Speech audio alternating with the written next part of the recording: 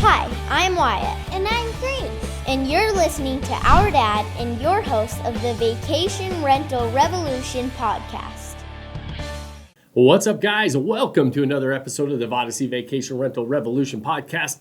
I'm your host, Shawn Moore, and I am excited about today's episode.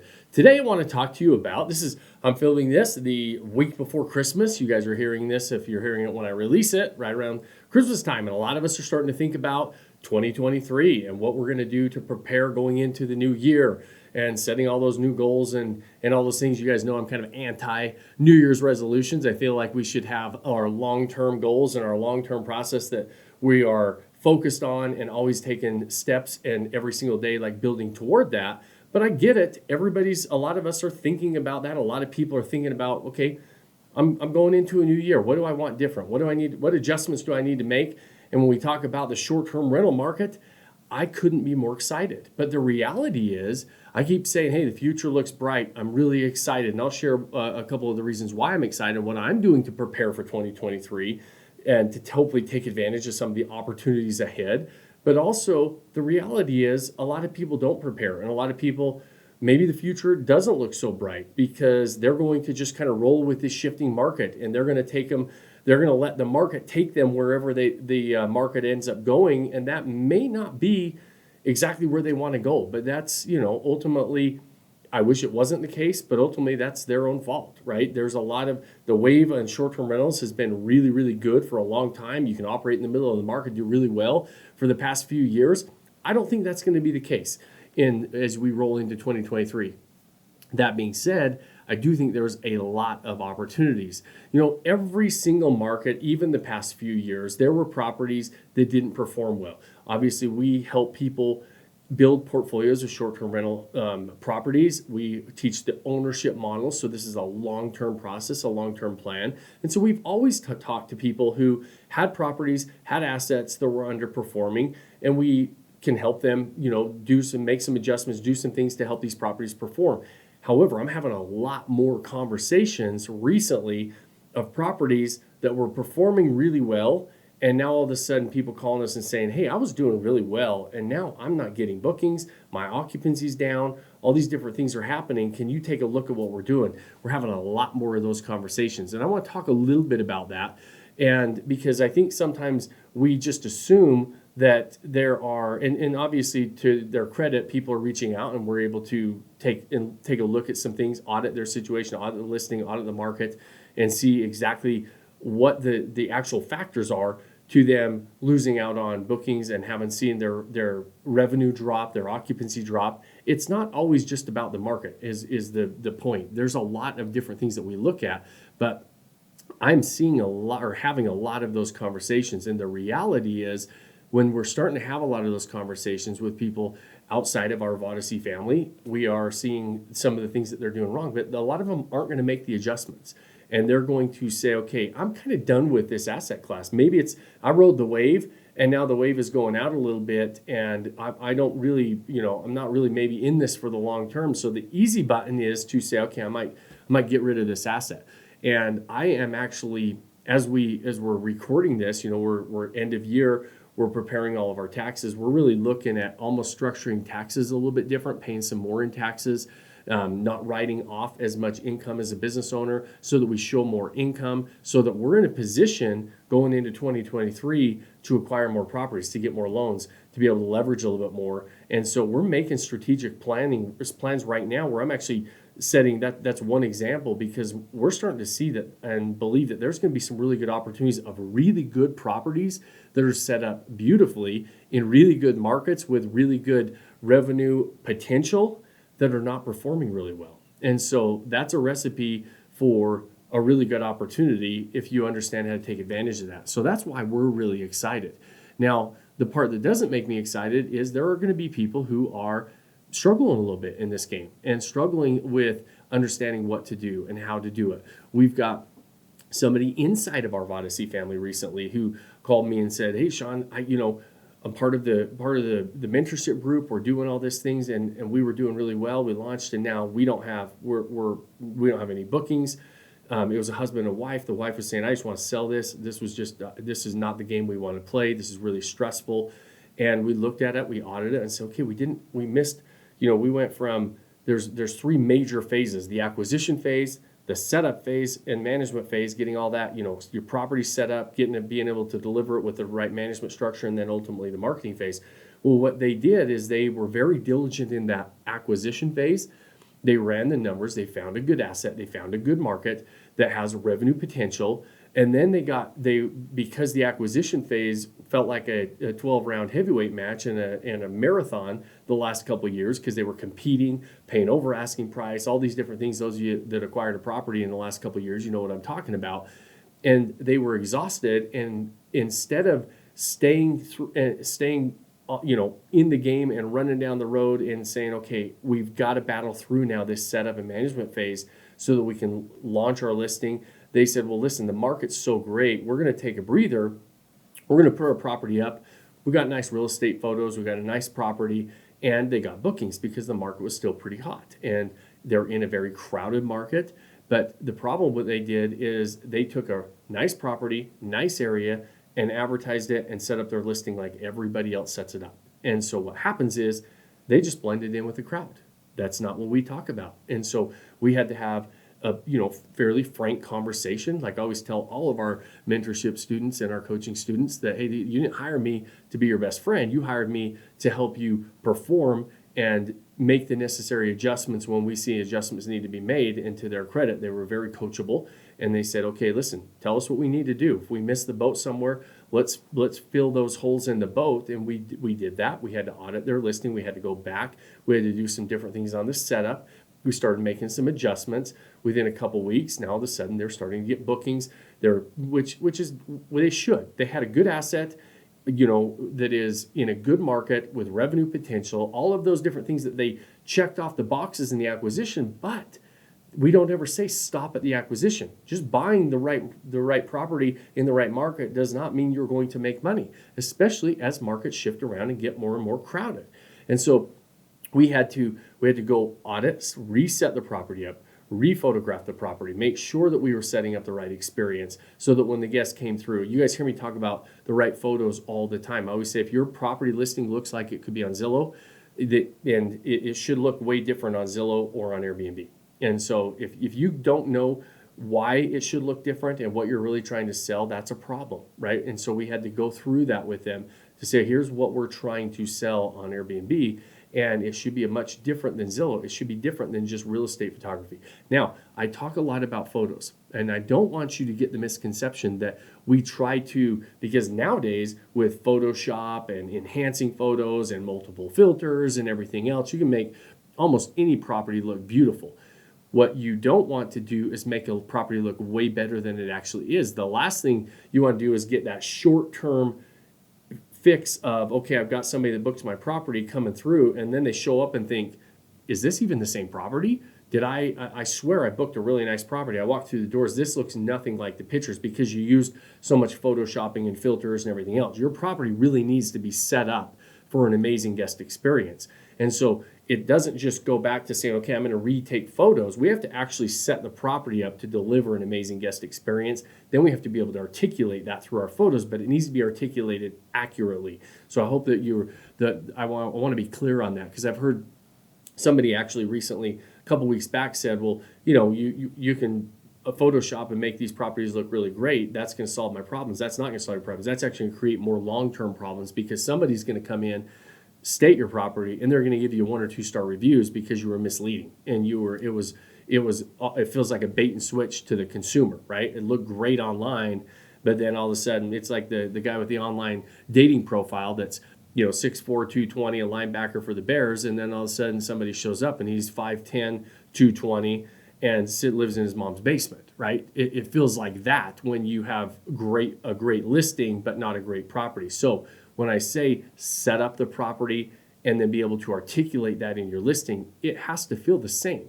We need to walk into a property and think, okay, this is what I purchased. This is the experience I wanted when I came through the doors. And so make sure that you go through that setup phase. Now, the reason I think there's going to be some amazing opportunities is that sounds a lot easier to do than it is to pull off. That takes some time, takes some diligence. I always tell people that have gone through the acquisition phase the last couple years, that felt like a really grueling process.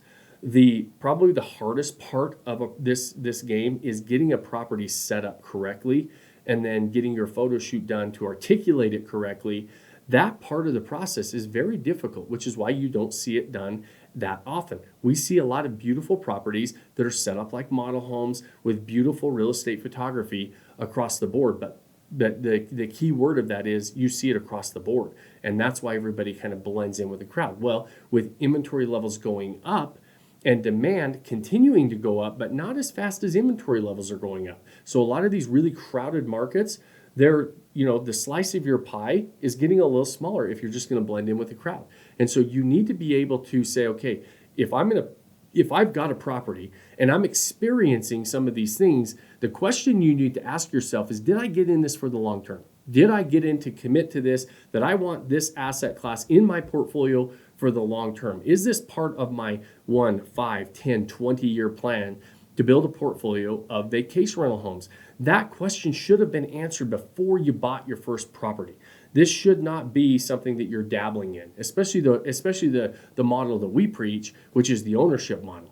You don't want to just buy properties to see how it works or to ride a wave or buy in a really hot market that's going to be hot for 1 or 2 years and then wonder what's happening when the wave goes out. If you can't answer the question that you want to be in it for the long term, then maybe you should get out. Maybe you should consider selling. Markets are still at very high levels. Overall, the last I saw was around a 10 to 12% appreciation across the board in the U.S. for 2022. And so, and predicting around a 5 to 6% appreciation going into 2023, even though it's slowing, even though we're raising rates, even though we have downward pressure on demand, all those things are still, inventory levels are still low. And demand is still exceeding where our inventory and supply is. And so that's going to say that prices are going to go up. So if you're thinking of selling, you're not going to lose your shorts, but you might say, okay, maybe it's not the game I want to play. Because of that, and some of those owners are going to answer that question that maybe I don't want to do this, or maybe I'm not going to take the time to take it serious enough and look in the mirror and say, maybe I made some mistakes. Maybe I do have some holes in my boat. Maybe I'm not quite as good of an operator as I thought I was because the market kind of hid some of those holes in the boat for me recently. And it's okay. Markets shift, you guys. You can do one thing and then you can be performing and you were a really good operator. I'm not saying you weren't a good operator. You probably have beautiful properties. Some of you listening with properties that are like wondering, maybe I'm struggling. A lot of these conversations I'm having that I'm telling you that I'm having more and more of, these are beautiful properties set up beautifully. They're just not very well articulated and they're not doing their marketing correctly. So they're forgetting they went through a great acquisition phase, they furnished the properties nicely, and then everything else just kind of took care of itself because they had a nice property in areas where the demand far exceeded supply the last couple of years. That was an anomaly, right? We had the COVID era hit. We had the never-ending summer hit. We had occupancy levels skyrocket. Demand for short-term rentals skyrocketed. And so everybody with a property was getting pretty decent occupancy. Now there's a lot of properties out there. Demand is still really good. Year over year, we continue to grow. RD&A just predicted demand to be at around a 6% growth rate for next year, for 2023. This year was around 16% year over year. And so demand is going to go back a little bit, but it's still growing. This market continues to grow. Demand is still there. But what happens is there's a lot of supply still. And so we have to operate. If you want to operate, the 80-20 principle applies across the board in most markets, and it definitely applies in short-term rentals. The majority of the money in the revenue in the short-term rental market is going to be in the top 20% properties. Everybody else is kind of getting their fair share or not their fair share. And so you want to figure out how to be that 20% that makes 80% of the money in the market. That's the goal. And that's how you have to play the game and think about it. Well, you're not going to take the necessary steps to do that unless you can answer the one question of, am I in this for the long term? Is this the game I really enjoy playing? Do I want to have a portfolio of lifestyle assets? Or do I want to do something else? The easy button is to say, bam, sell it. I'll do something else. I'll go try to ride another wave. However, that mentality is you're going to never control your own destiny. You're going to allow markets or wherever you go to control your destiny because you're saying, I'm just interested in riding waves. And so don't if this is part of your long-term plan, even though the easy button is to say, I don't think this is for me. That's really easy to say. Oh, the economy's bad, short-term rentals are over. That's a really easy excuse to justify your decision. So ask yourself some of those hard questions. If you do own a property, if you don't own a property, know that there's going to be a number of people, a lot of people that I believe are going to take the easy way out. I challenge you not to. If you did your due diligence and you bought a quality asset, you bought in a quality market, and you have that revenue potential, if you don't know that, then I would start there because you may not have, it doesn't matter what your marketing is. If you don't have the revenue potential in the market that you bought in and you don't have a quality asset, it doesn't matter what your marketing is. It doesn't matter how you set it up. You're going to probably struggle a little bit, and we need to look at possibly an exit. But if you have a quality asset, quality market, revenue potential, and you decide you want to be in the game, that's great. But if you are thinking about getting into the game, there's going to be a lot of quality assets come up for sale. I don't think you're going to get them at these huge discounts, but what you will get is a property that you're going to compress the time it takes to get through that setup phase, because a lot of people have done a lot of the furnishings and the fix-ups, and they've got a lot of the things that you're would normally have to do right after you buy a property already in place, and you can kind of take the baton and run from there. We haven't really seen that the last couple years. Very few people were selling assets because they were making them so much money. Now you will start seeing people that are not making as much money as they were hoping for and think about exiting these assets, and most of them are going to be set up really, really nice. I've recently, just this last week, looked at 2 properties that I'm like, man, I can't believe they're going to be selling it like this. There's huge potential here. And so we're very much putting ourselves in a position over this next year to be in a position to purchase some of these assets, add to our portfolio, because prices aren't skyrocketing right now. In some markets, they're almost flatline. Some markets, they're still going up a bit, but we're seeing more normal appreciation rather than just absolute crazy appreciation. We're typically not having to compete on every property with 50 people. And so there's there's a little bit of downward pressure on demand, which is nice for us as a buyer. But I want to be in a position to be a solution to those sellers' problems, because I'm very much interested in this for the long term. I am okay taking the time it takes to set up a property, to launch it correctly, and then roll with the property. There's a market that I have a property in that we just launched this last week, and it's a market that a lot of top gurus were saying was a dead market, that it skyrocketed too fast, the opportunity is gone.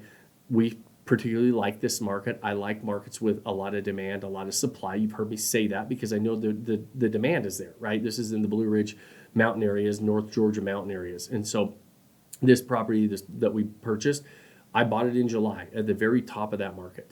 And we took the time, we got it set up. We just relaunched it this last week. And I launched it, it's actually exactly a week ago today as I'm recording this. And we got 8 new bookings. We booked out 45 days. We launched our Profit Maximizer site yesterday. I usually do that at least a week after we launch on the OTAs. Yesterday, we launched our Profit Maximizer site, which is our direct booking site. We've already generated 18 leads from that. We've got 5 people requesting quotes. We're giving them quotes out now and hopefully get a couple of those bookings. So we launched slow time of the year, a market that a lot of people said was way too saturated. You're not going to make any money. But we were able to really launch this property. And it's not, it's a beautiful property. We love it. But it's not, there's better properties. There's physically better properties, architecturally better properties in that area. But we took our time. We created an amazing guest experience. And we know how to articulate that. We launch it and we're off to the races. At the same time that a lot of people in that same exact market are saying, hey man, our occupancy's down. We did really well the last couple of years, but now we think this market's dead. The markets aren't dead. So don't talk yourself and justify into the markets are dead. Do a little bit of research in the market. You'll find that the money being spent in the market continues to go up. It's your job to figure out what do you have to offer and how are you articulating that to your customer base, and once they raise their hand, are you able to actually deliver what you articulated so that they become raving fans, they give you raving reviews, and they become repeat clients? That's the long game. And so if you don't understand that and you're not in it for the long game, then maybe you get out of it. But if you are in it for the long game and you don't understand it, reach out, find some help somewhere. Obviously, we'd love to be a part of that process. We'd love to help you on this journey. You can always reach out to our team. Go to Odyssey.com. You'll find out how to get a hold of us. I've got free trainings on there. You guys can always reach out there.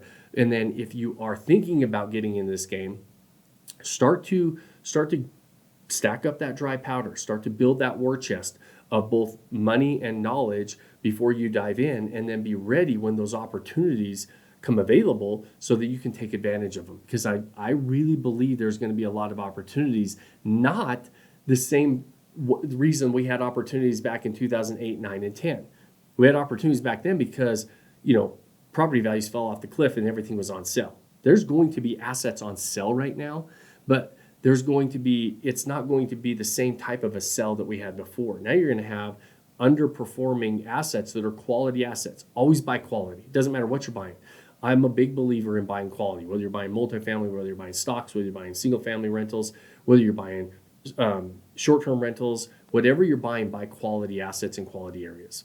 That's a general rule of thumb to follow when you're buying, especially during these times. Look for those things that are on sale. It doesn't always have to be, that you're getting a huge discount on price.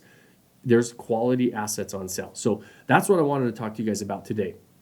Be prepared and ask yourself the question of what are you doing to prepare for the opportunities that are going to present themselves in 2023. And this is a great time. Many of you are already thinking about that right now.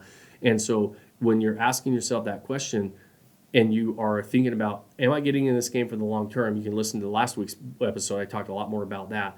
If you are in it and you own a property and you're struggling and you're wondering what you need to do, reach out to us at Odyssey.com. Go there. Reach out to our team. We'd love to share some tips that we can do. We'll look at your property, whatever we can do to help you get that figured out. Those of you that are thinking about getting in the game, can you bridge that knowledge gap? Same thing. Go there, check it out. We'd love to help you in that. But start to ask yourself the question, what are you doing to prepare as you are going to be able to possibly take advantage of some really great opportunities in 2023? And it's critical that you start to understand what you can do so that you're ready for opportunities. Opportunities don't show up with a red bow on them that says opportunity, here's your opportunity, right? Opportunities show up for those people that prepared to recognize what an opportunity looks like. One of my favorite stories is one of our members, Jeff and Jessica, and many of you have heard their story. They were one of our first members when Rightwing Covid hit. They were looking at properties right before COVID, early 2020, and they were looking in Destin, Florida. And they had a property in Destin, Florida that they looked at that at the time, Destin was still a really hot market and the properties were selling in about 2 weeks. Well, they found a property that was in a great area in Destin. It was a quality property, quality location, and this property was sitting on the market for 5 months. And so that everybody looked at this as a dog. They said, hey, this is not a good asset. It was a short-term rental, had been operating for 8 years at the time. I think 6 or 8 years at the time. The best year it ever had in gross revenue was $63,000. And the purchase price of this property was listed at $750,000. Well, if you know kind of my 10% rule, 10% of the acquisition price, you have to generate about 10% of the acquisition price in gross revenue to break even on short-term rentals. So when you run that, this property, the best year it ever had, was still negative cash flow. So everybody ignored it because they ran the quick numbers and said this property just doesn't make sense. And so they didn't recognize it as a great opportunity. Jeff and Jessica, they were new members in our mentorship program. We had gone through a process with them, showed them what things to look at, showed them how to recognize different opportunities, and they were able to recognize this as an opportunity. I remember when Jeff called me, he said, man, I don't know if I'm doing this right because this property's, he's second guessing himself. He's saying this property's been on the market for 5 months. Can you take a second look at this? I looked at it, I said, Jeff, this looks like a good property. I think you're making the right move. He put it under contract, had plans. We ran the revenue projection, really good revenue projections. The market revenue projection looked really strong and ended up putting the property under contract. 3 days before he was supposed to close, COVID hit and everything shuts down. And he calls me and says, okay, I'm just going to cancel the contract. I'll walk away from my whatever my earnest money was, $5,000 or whatever. I think we do this. I said, yeah, I mean, you've got to do what you feel strongly about. I'm always a believer that most things, even when COVID hit, we believe that, hey, things are going to pass, right? We don't know what that looked like at the time. Everybody's freaking out. And we looked at it again and said, what is the plan? He had about a 2-month rehab process that he was planning on. And so we're saying, I mean, maybe this is gone in a couple months anyways. You're not going to have it open for travel anyway. So, maybe by the time you're ready to launch, everything's kind of back to normal. And back then, 2 months seemed like a long time for something to last. And so he made the decision to continue to move forward on this property. Ended up buying the property. So he had a couple things that a lot of people would have walked away from. One, they would have walked away from the opportunity. They wouldn't, and people weren't recognizing the opportunity. 2, COVID hits, nobody knows what's going to happen. His lender is like, I don't know if we're even going to be able to lend money after this stuff. And so he said, if you want to close, you probably got to move up closing. Let's do it sooner rather than later. So he actually closed the next day when he got that news. So he made a decision when a lot of people would have said, I'm going to sit and wait and see. I'm going to wait and see what happens. He would have lost this opportunity. Well, long story short, this property he bought for $750,000, put $50,000 down or into it, cosmetic upgrades, nothing major, just some, needed some nice paint, sprucing up, adding some different furnitures, things like that. Total into it, $800,000, and he used a $150,000 line of credit on his home equity line of credit to use for this property. Buys it. His first year in operation, he would launch the 1st of May. So he didn't even have a full year in operations. First weekend he launched, brings in $43,000 in gross revenue, almost as much as they made the year before total. And then that year he closed out at $163,000 in gross revenue. Then the next year he hits $225,000 in gross revenue. He got offered $2.2 million for the home, and he turned it down because now it's a cash cow, right? He makes a lot of money gross revenue wise. He was 100% paid back almost his first year after expenses and stuff. It took him about 3 months into the second year to get all of his money back. He's playing on house money. He's got an amazing asset, tons of equity, makes almost $200,000 a year every single year right now since he's bought it. And everybody's like, man, I just want to do that. Well, he took the time to recognize what an opportunity would look like. The same thing is going to happen as we move into this shifting market. There are going to be opportunities that if you don't know how to recognize them, they're going to slip you by and somebody else is going to get them. So that's why I say, ask yourself, what are you doing right now to prepare for the opportunities ahead in 2023? If you own an asset, what are you doing right now to set yourself up to take advantage of the demand that continues to grow in your market so that you can start to capitalize on the asset you already own? So guys, that's what I want you to think about right now. Hopefully that's helpful. As always, thank you for being the best part of this show. I know your time's valuable, and I know spending it with me, I know how valuable that is, and I appreciate it. If you like anything we're doing here, we don't run ads, we don't promote on it. The only thing I ask you, give us a thumbs up. It takes a couple seconds to give us a like or a thumbs up on the platform you're listening on. If you've got 30 seconds, share it, leave us a review, and tell us what you think about it. We really, really appreciate that. Those things do help us. And so I'd really appreciate that like and share and thumbs up and review if you've got the time to do so. So as always, guys, go pick one thing you can do today to start building that life you don't want to take a vacation from. Cheers, my friends. Thanks for joining us on this episode of the Vacation Rental Revolution podcast. Share this with other people you think need to hear about it. And don't forget to subscribe and leave us a review. Hey Grace, is there a website? Yes! For more amazing content and expert advice, visit Odyssey.com. Thanks for listening, and we'll see you on the next episode.